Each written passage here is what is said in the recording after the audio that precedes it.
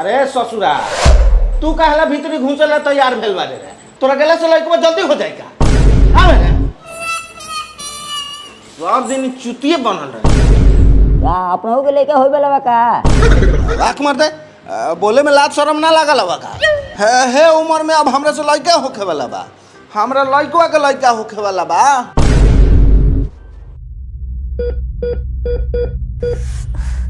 मायरे बाबू रे बहुत दुखाता डॉक्टर साहब बहुत दुखाता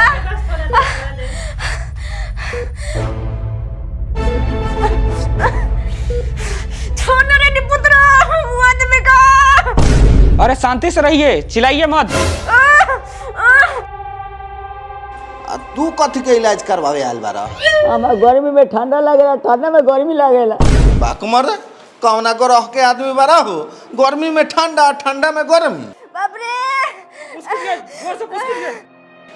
माई रे पतोहिया रोवत हो काहे इतना रोवत हो चुप रहो बहू पहले पहले बा उतना वो खले हम तो मन बड़ी घबरात हो ना ना धीरज रख धीरज हे भोले बाबा हमरा पतोहिया के देश सही से खाली हो जाई तो लइकवा के केसवा रोबे दरबार राज में कटवा दे हम हे दुर्गा मैया रोबे के चुनरी चढ़ा दे हम हे छठी मैया रोबे के जोरा कोसिया भरवा दे हम हाँ सेतिया के मुंह बा भकर भकर भक देलू लइकावा के कुछ होई नु तो पूछे तोर उपाय कह दे हम लबर लबर बकल तनी पूछ कीजिए था पूछ कीजिए हल्का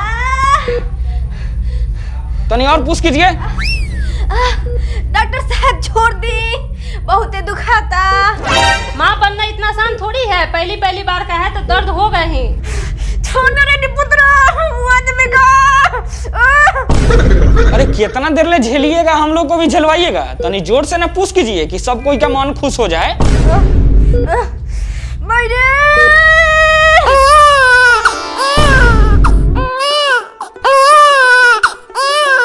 सुना तो कुछ लागो तो भगवान हम प्रार्थना सुन लेलन हे बाबू हो गेलौ रे हां प्रणाम भाई प्रणाम बाबू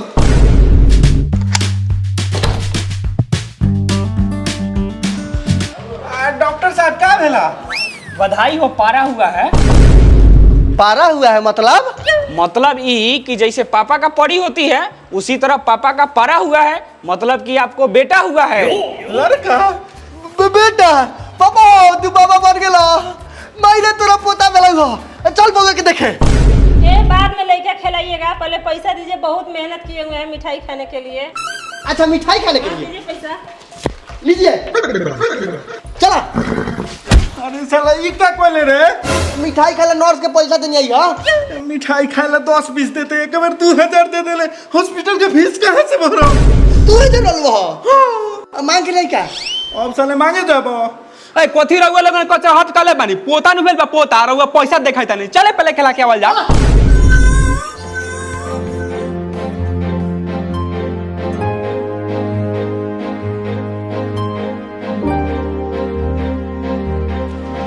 चला घरे अब घरे चला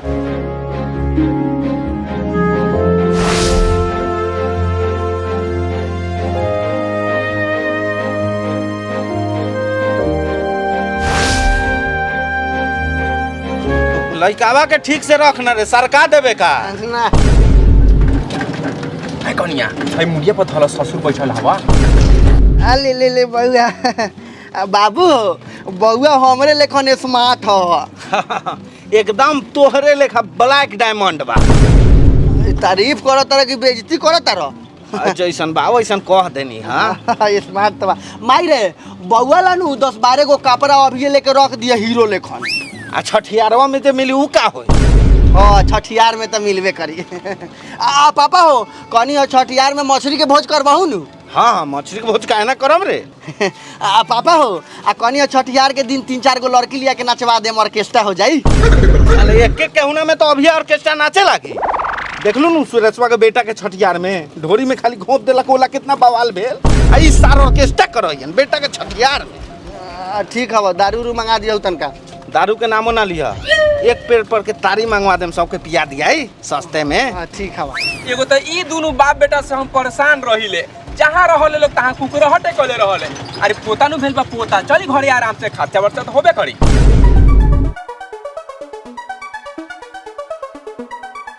ए जी सुनी ना, 5 किलो रसगुल्ला लेना ली, पट्टी पर्दारी में तो बांटाऊ के होतै नु।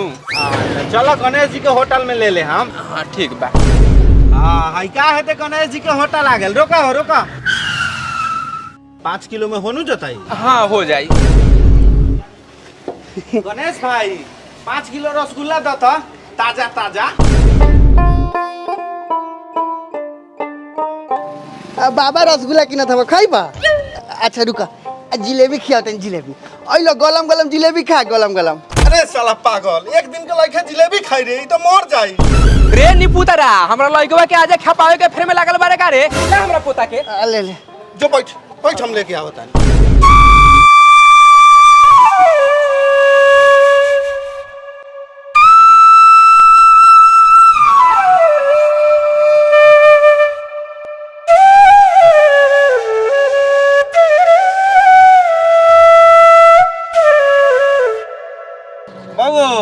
लइका बा आरामे से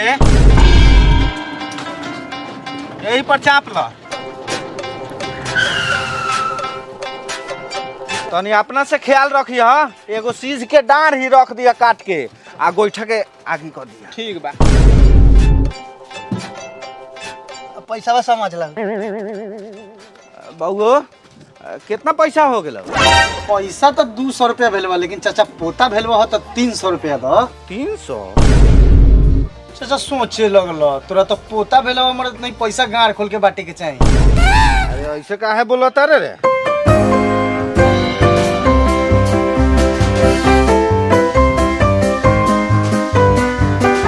पोता भेल बा तो हम तो खोता खोलबे करब।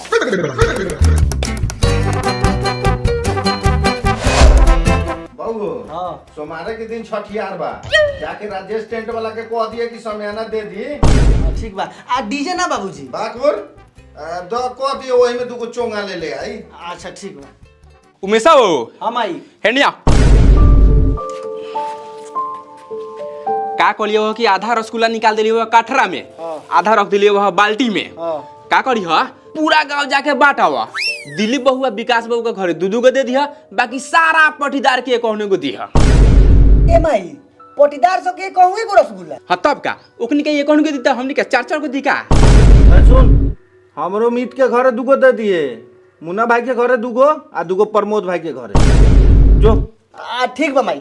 आ सुन ना, छठियार के दिन कथी खियाबै सा? छठियार के दिन कथी खिया भाई? मछली पापा कहत रहलवा का पापा? हाँ मछलिए खिया दिया थे। अब वो सुन ना, जाता रहे तो कह दिए सबके घर जाना, एक को मरद आके खा लेते छठियार के दिन। हाँ तो ठीक है, तो रहुआ कहै तरियै, आ बाकी पर्दार सा के मौगी सा के हम काठरा से खियाइए देबै। ठीक है बा? हाँ तो ठीक बा, ये बात रहो।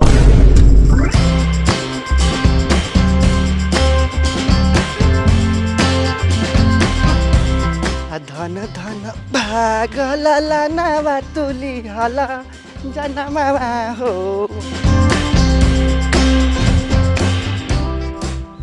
भौजी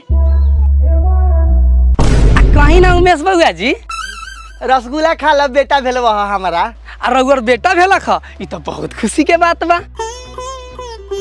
बाकी सुनले बानी जौन लड़का के जन्म के बेरिया मेघ बरसल है नु, ओकर बियाहो के बेरिया मेघ बरसल है।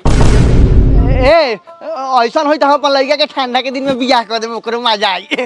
लावा कचरा लियावा। बाहर जो पटीदार सके पटीदार के खुशी ना नु देखल जाई, कुछो ना कुछो पैनी करबे करी। हां ली माई कलवा कि दिल्ली बहू भौजी के घरे दूगो दे देवेला। आ 4 गो ना दे हम, दूगो करिया का खाई अपने खाई। हमारा बुझाता बबुआ सीएम होई है ना ना पीएम होई है। भौजी ओ विकास बहू भौजी आ के बा?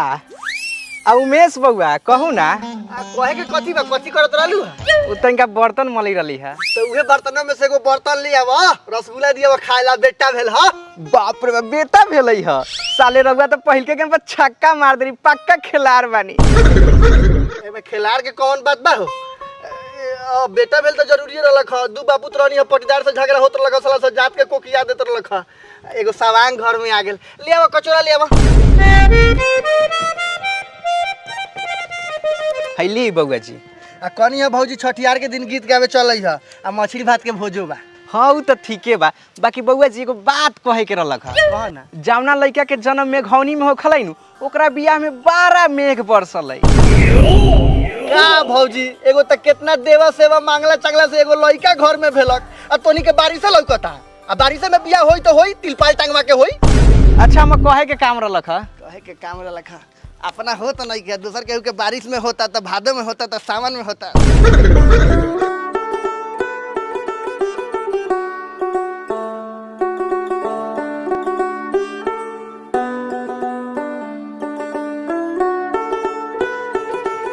ओ चाची मिठाई ले ला।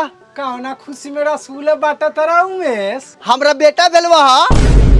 बेटा भेलै ना। हाँ यही से नु बड़ा खुश लागता नी। हाँ रुक जाई बर्तन लेके आ गेली।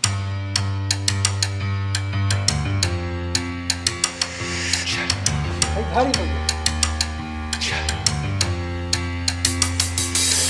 2 गो रसगुल्ला कथी दो के मन बसे कथी दो के खेत में मार बेटा बेटा कले रहलन हा। बेटा हो गेल तो 2 गो रसगुल्ला।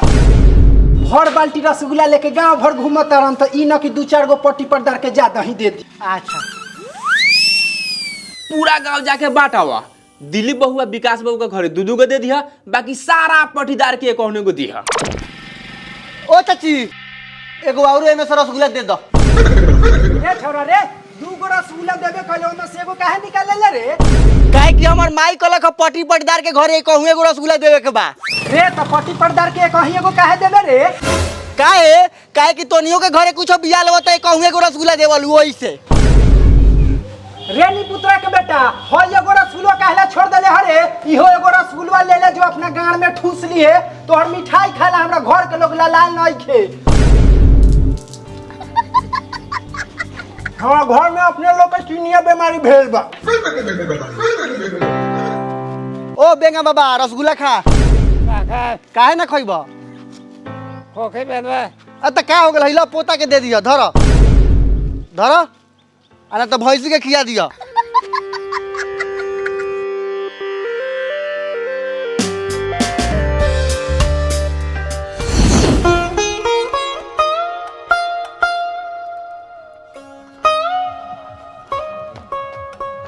ओ दीपक भाई खाली पियर का फूल टांगा तारा ललको फूल टांगा मर्दे बेटा भेल बा।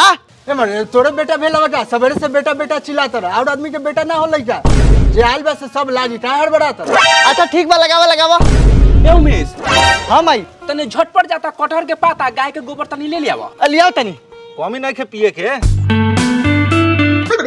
देखो तारा साला के साफ ही उमक गेल बा। आ मुकेश तनी थाना रोड चल जो अब 25 किलो रेहू मछली ले ले आ। ठीक बच्चा चलेगा तनी। जो चाचा हो हमरो को फ्राई मछली खेबन। अभी कढ़ाई में आयल बार ना तोले तोरा फ्राई चाहिए। जो जाके ड्राम में पानी भर जो। जो ना रे ए जो ना साला बहुते तो खाइए जो ना। यार साला एगो काम करे के ना चाहेला। बबी तनी झाड़ मार द बाहर द। का जरूरत रहे 500 के कपड़ा खरीदला के 150 के कपड़ा ना दिया जतिए। का एक एगो बात भर रास्ता मथले आवतानी कितना दिन के बाद तो एगो सारू के लइका भेला खा 500 के कपड़ा दिया जाई तो खराब थोड़ी ना होई।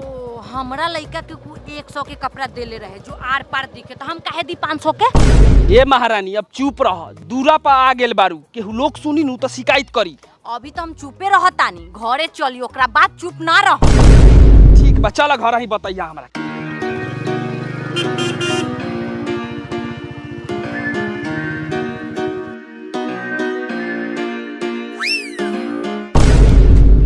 सारू भाई आ गए निका। प्रणाम सर भाई। प्रणाम प्रणाम।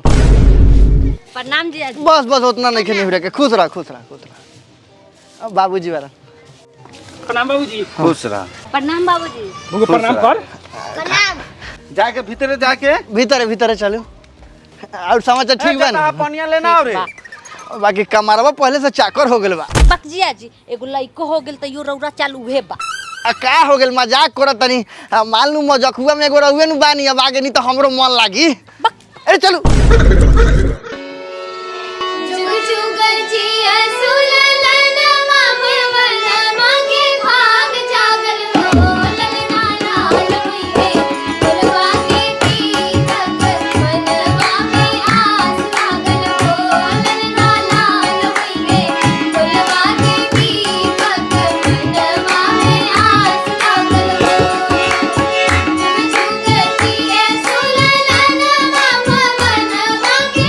गाना बजाना बंद कर। ए बउआ भात भेलाउ रे। हां चाचा भात पसावतानी। हाँ तो एक काम कर, चौकी पर कपड़ा बिछा के भात के पसार दे, धोती से तोप दे। बउआ हो जल्दी जाओ। ओ बाबू बीजे करा देनी वो लोग चल देले हवा। हाँ तो ठीक है तबा, जितना सौकेरिया खिया दिया ठीक है नु रही। हाँ ठीक बा बिछा बउआ। अब मग में पानी लेके 2-3 गो रख ले के बार में। बाबू जग उग के व्यवस्था कर जल्दी। अरे काम चोरवा तू कहाँ चल रे? आवा तनी तनी बउआ खेला के। ओ दिन रात बउआ के खिलाबा, पहले तहां लोग आवता ओकरा के खिया लो। आ तनका देर भीतर से घूम के आवा तनी।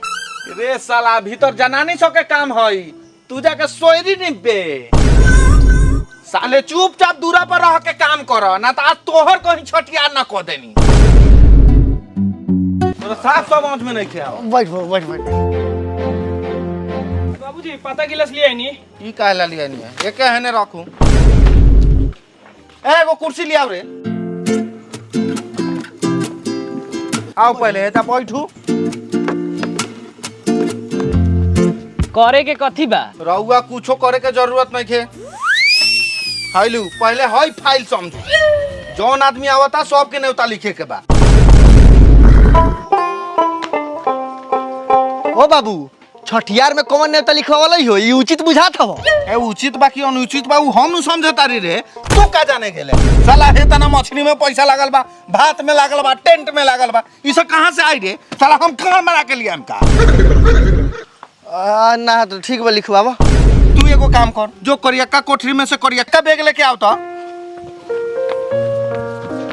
मेहमान देख देख के लिखे के बा, जो ना लिखवावे हमरा के बोल देवे के बा। लो हाइलू हे में पैसा रखे के बा। आ तोहरो के एगो काम देव तानी, जौन 11 रुपया दी ओके खाली रस भात खियावे के बा। आ जौन 100 रुपया दी ओके 1 पीस भात, 200 रुपया देवे 2 पीस, 300 रुपया देवे 3 पीस, जितना 100 रुपया दी उतना पीस खियावे के बा। बाप रे बाप, ऐसे तो मछली के दाम निकल जातो बाबू, गजब दिमाग लगा देला हो। तो दिमाग ना लगाम तो सारा पूंजी जूजी में न चल जाई। ठीक बा काम पे लग।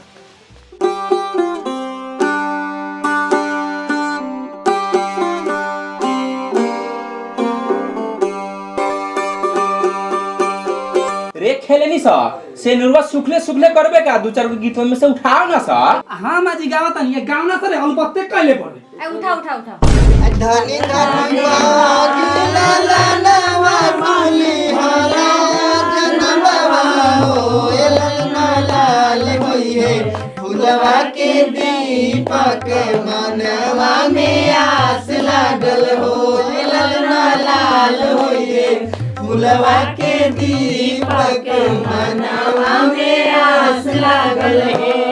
अमाइया के लिखला वेली बाबू के बागवेली हो, ललना दादी उनका टपरी बजावेली, ननुआ खिलावेली हो।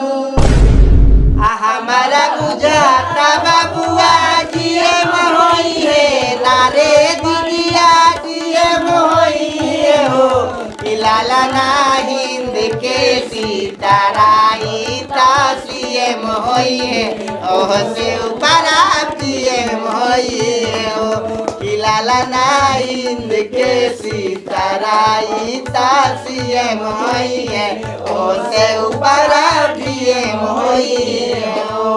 ए कन्या बउवा के सुता द पटे, कन्या ते के दीवा बार द पिठिया पर।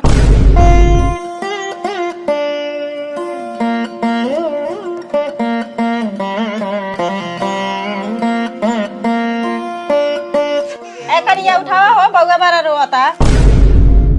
ए बउआ के दुलड़ी मौसी लगावा ना बउआ के कजारवा, ना तो लाग जाई नजरवा, तो दौड़े के पड़ी ओझा के पजारवा। हम तो कजरवा लगेबे करम। ए दीदियो पहले जिया जी को बुलाओ आ नेक दिलवाओ। ए बबी तू नेक के टेंशन ना कर। ए बउआ जो उमेशा के बुलाता ला। लाओ दीदी बउआ ला। आजा आजा। ए दीदिया 6 दिन के लइका हो, कितना गोड़ हाथ चलावत हौ रे? तो हिलते ना, तोहर जीजा जी बड़ा मेहनत कैले हथिन एकरा पर। रोज नारियल के पानी पियावत रहलथिन, हाँ गाजरा के सर खियावत रहलथिन। ओए होए होए होए, खूब गाजरा के सर खात रहलू हो, ओइसे लइका वालुआ लेखा भेल बा। ए कनिया भीतर के बात केहू से नानू कहे के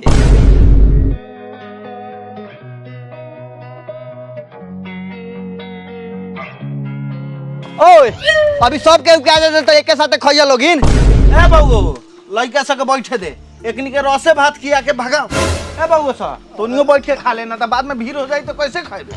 वीरेंद्र अच्छा ए बउओ खा ले, तोनी खइले रहबे तो हमनु लोग के खियाबे। ठीक है अच्छा सुबह केने गेल? हे दे बाड़ी चाचा नानी के बैठ गेल बारे।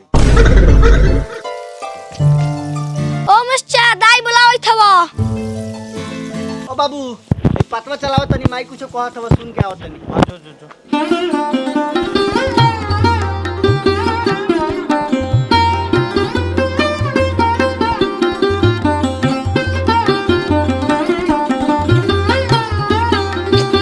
बोलले का माई? साली से अपना बतिया लो। हाँ कहू ना साली जी का दिक्कत? दिक्कत तब कुछो नहीं थे, नेग निकाली तब ना लड़का के कजरवा बिजरवा लागी। अच्छा काजर करला नेक चाहिए। ए 5-10 रुपया खुला रखा था, टेंट वाला के गुटका खाला दे देनी है। सुनी ना जीजा जी, 5-10 रुपया से काम ना चली, 5001 रुपया निकाल ली। बाप रे बाप साली मुंह खोललू तो बड़ी लमहर मंगलू है। हाँ तो काहे ना, एक गो ना साली बानी।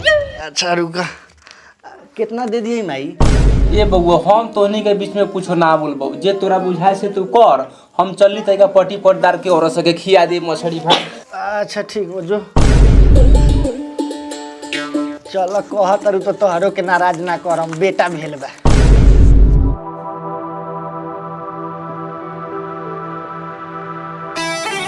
हाय लव खुश हो ए जीजा जी एक तरह जरूरत मुहूर्त खूबसूरत हो राजा जी ये करे तरहल जरूरत मुहूर्त खूबसूरत हो राजा जी ये करे तरहल जरूरत मुहूर्त खूबसूरत हो।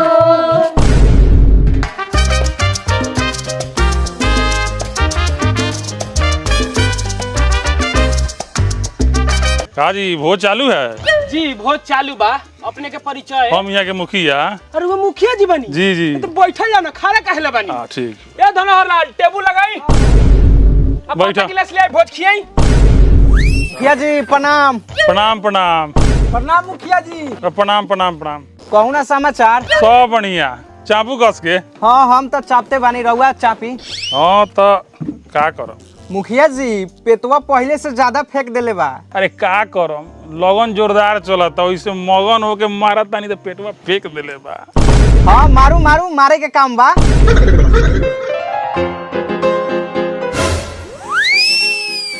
मुखिया जी आप पाता गिलास के साथ है बैठ गेला। मेहमान जी लोग कितना न्योता कहला खा? ई लोग न्योता ना खइला हन, ई लोग मुखिया बारन। मुखिया बता हमरा के दुखिया बना दे हमका। मुखिया जी जी खाए बैठ गए न्योता ना कोई नहीं है। दुर्बुर छठियार में कौन नेता करावल है? तोरा करावही कर लू तो पहले खाए देते, ओकरे बाद न्योता लेते। हाँ तो हमार सिस्टम अलग बा, पहले न्योता तब देवता। आज ठीक बा, अब हमर सिस्टम सुन। आयल हो तोहर इंदिरा आवास। इंदिरा आवास आयल बा? ले लिहा। मुखिया जी मजाक नु कहनी है, खाओ खाओ। मजाक? हाँ हम मजाक ना कहनी है। दूरा पर बोला के बेइज्जती करत तारा। ना ना ना ना लिहा इंदिरा आवास। हम बेइज्जती ना कहने। एक कटरा मछली ले आव रे। खाओ मुखिया जी खाओ। नानो खिसिया के का भेलो बाबू? ना ना बाबू कुछो ना भेला का, मुखिया जी खाली खिसिया गेलन। तो खिसियाई ना तो का करी? आके दूरा पर बेइज्जती करावत हूँ। हम बेइज्जती सहे वाला नहीं खी। मुखिया जी बाबूजी ओरी से हम हाथ जोड़त तनी, बूढ़ पुरानिया भेलन, अब गार बथन के कोनो ठीक बा, कब का बोल दिहन, माफ कर दिया। तो आगे से तोरा नु चलावे के बा, तोरा नु देखे के चाहिए। तो बाबू का आया कहले अब भुगता तू हो। चला हो चला, बड़ा बेइज्जती भेल, बड़ा बेइज्जती। तोरा तो टेंट हवा, तू टेंट के पैसा उसूल बा, हमरा कथी के बा? हम जाता नहीं। हटा हो। मुखिया जी खा लू तो जाए। मुखिया जी इंदिरा आवास पर ध्यान दे। हम ध्यान पूरा बा, बेगम के जो यहाँ नु वही लगे बनवा लिया। जा बाबू डुबुआ दिलन 3 लाख के इंदिरा आवास। अब का करबे बहू चलो फायदा के चक्कर में घाटा हो गेल। हाँ जाए तो चलो। बहू हाँ बाबू मुखिया जी के प्लेटवा में कय गो पीस बा? 2 गो बाबू। 2 गो नंबरी बा उठाओ। तू खा तोर पैसा तो हमनी टेंटे में काट ले। साला बड़ी घटिया बस हो।